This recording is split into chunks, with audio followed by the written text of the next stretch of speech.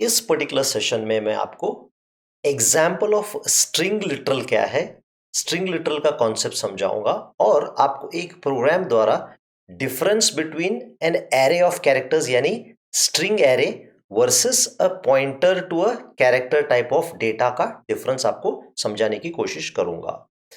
तो example of string literal क्या है? फॉर एग्जाम्पल अगर मैंने डबल कोट के अंदर welcome to GEHU Bhimtal enter key, ये बैकस्लैश एन एंटर की है, इसे हम स्ट्रिंग लिटरल कहते हैं। तो स्ट्रिंग लिटरल को भी क्या है, मेमोरी एलोकेट होगा। तो कंपाइलर क्या करेगा, क्योंकि कंपाइलर को पहले ही पता है कि ये मैसेज है, क्योंकि ये ऑलरेडी टाइप किया गया है प्रोग्राम कंपाइल होते समय। तो समझ लीजिए इस message welcome to GEHU Bhimtal enter, compiler खुद नल कैरेक्टर ऐड करेगा बैकस्लैश एन के बाद। तो आप अगर सोच सकते हो W1000 एड्रेस पे स्टार्ट हो रहा है, तो हर एक कैरेक्टर के लिए एक एक बाइट अलोकेट होगा। फॉर एग्जाम्पल ई का एड्रेस होगा 1001, एल का एड्रेस होगा 1002 और इसी तरह बढ़ते जाएगा।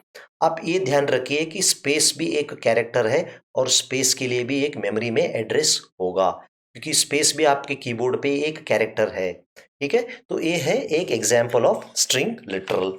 हमने स्ट्रिंग लिटरल काफी यूज किया है। फॉर एग्जाम्पल जैसे हम प्रिंटफ द्वारा कुछ समझ लीजिए मैसेज प्रिंट करना चाहते हैं, welcome to GEHU Doon.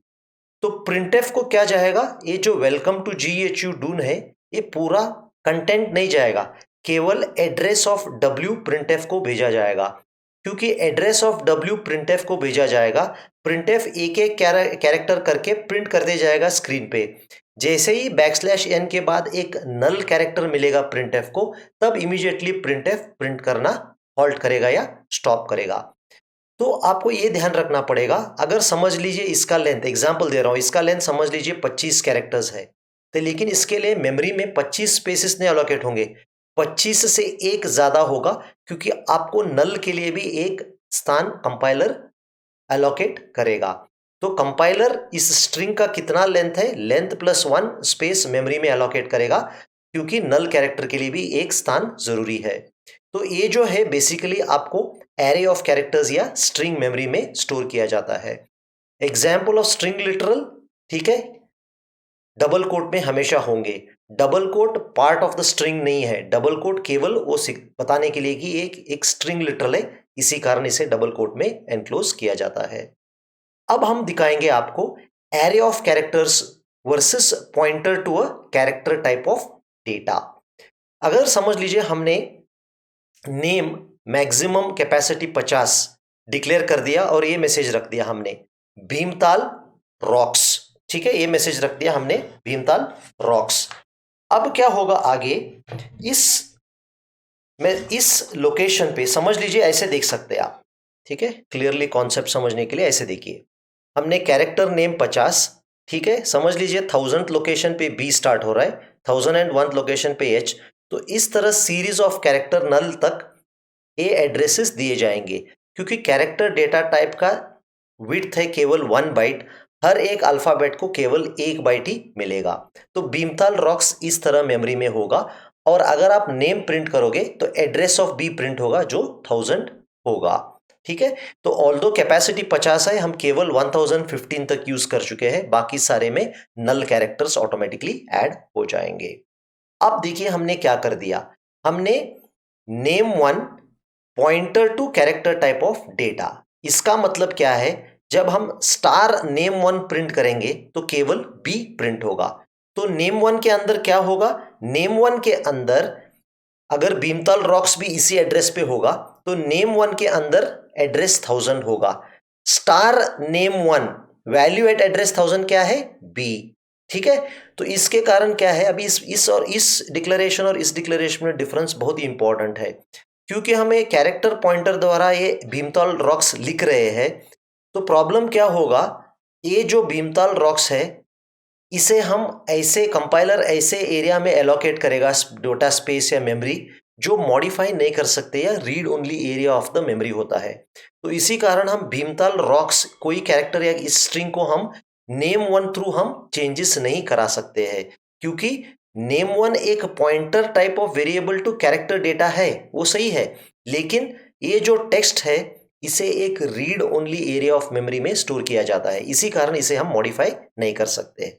Name one is a pointer, यानी एक वेरिएबल है जो दूसरों वेरिएबल का एड्रेस या मेमोरी लोकेशन स्टोर कर सकता है या करता है। अब आपको दिखाता हूं यहां पे क्या होगा। अगर आपको कोई पॉइंटर का एड्रेस, पॉइंटर वेरिएबल का एड्रेस असाइन करना है तो ऐसे कर सकते हैं। आपके पास अगर नेम ऑफ 50 है, आपने एरे ऑफ कैरेक्टर्स या स्ट्रिंग डिक्लेयर कर दिया GEHU। हमने एक pointer to character type of data declare कर दिया जिसका इनिशियल वैल्यू है नल।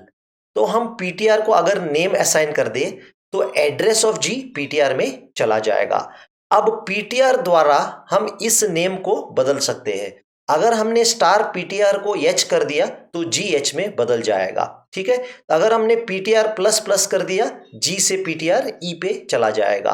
तो पीटीआर के द्वारा हम इस एरे के अंदर घूम सकते हैं और मॉडिफिकेशंस कर सकते हैं। चलिए मैं आपको अभी difference between array of characters और पॉइंटर टू अ कैरेक्टर मैं आपको समझाने की कोशिश करूंगा। सबसे पहले हमने क्या कर दिया, यहां पे एक डिक्लेयर कर दिया name of 100 initial value GEU। अगला लाइन पे हमने क्या डिक्लेयर कर दिया, character pointer to a character type of data, यानी अगर मैं स्टार पीटीआर %C प्रिंट करूंगा तो G प्रिंट होगा, ठीक है। तो अब क्या होगा, मैं पीटीआर द्वारा अगर इस GEHU को मॉडिफाई करने की कोशिश कर दिया, यहां पे मैंने कमेंट में रखा है, तो अगर मैंने स्टार पीटीआर को H बनाने की कोशिश कर दी, आपको रन टाइम में सेगमेंटेशन फॉल्ट करके एरर आएगा जब आप प्रोग्राम ऑनलाइन जीडीबी पे कंपाइल करके एग्जीक्यूट करने की कोशिश करोगे। इसी कारण ये जो स्ट्रिंग है GEHU, अगर आप ऐसे डिक्लेयर कर रहे हो तो GEHU नॉन मॉडिफाइएबल एरिया में चला जाता है, यानी GEHU रीड ओनली बनता है। तो पीटीआर द्वारा आप GEHU को चेंजेस नहीं करा सकते हैं। लेकिन अगले लाइन पे हमने क्या कर दिया, PTR is equal to name. तो अगर समझ लीजिए नेम है स्टार्टिंग एड्रेस 200 पे, तो पीटीआर के अंदर चला जाएगा वैल्यू, यानी एड्रेस चला जाएगा 200, यानी जी का एड्रेस है 200। तो अब star PTR is equal to H, मतलब अभी ये GEHU रेफर नहीं कर रहा हूं क्योंकि नेम का एड्रेस चला गया है पीटीआर में, तो स्टार पीटीआर रेफर कर रहा है जी को, तो जी बदल के एच हो जाएगा। अब अगर हम प्रिंट करेंगे नेम को तब HEU प्रिंट होगा, और अगर हम पीटीआर भी प्रिंट करेंगे, पीटीआर GEHU नहीं होगा, पीटीआर HEU होगा, क्योंकि पीटीआर इस स्टेप में हमने एड्रेस ऑफ नेम दिया है। तो आप ए प्रोग्राम या इस कॉन्सेप्ट्स को समझने के लिए इसके तुरंत जो डेमो कोड है उस डेमो कोड को आप ध्यान से देखिए, आपको ये कॉन्सेप्ट लाइव एग्जीक्यूशन में कैसे वर्क हो रहा है उसके बारे में आपको क्लियर आइडिया मिल जाएगा।